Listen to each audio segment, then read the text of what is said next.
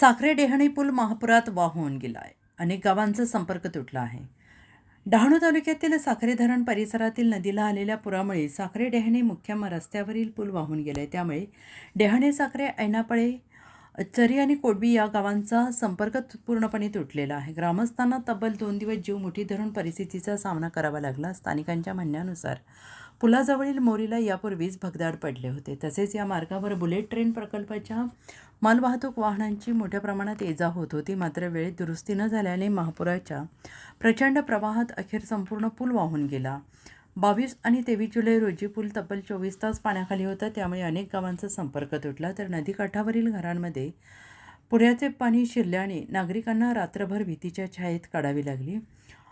वीज पुरवठा आणि मोबाईल नेटवर्क खंडित झाल्याने मदत मागणे अशक्य होते. ग्रामस्थांनी आपत्ती व्यवस्थापनाची मदत वेळेवर न मिळाल्याची खंत व्यक्त केलेली आहे. तुटलेल्या पुलाची तातडीनं पुनर्बांधणी करून भविष्यात अशा आपत्ती टाळण्यासाठी उंच, मजबूत आणि कायमस्वरूपी पूल उभारावा अशी मागणी प्रशासनाकडे केली आहे.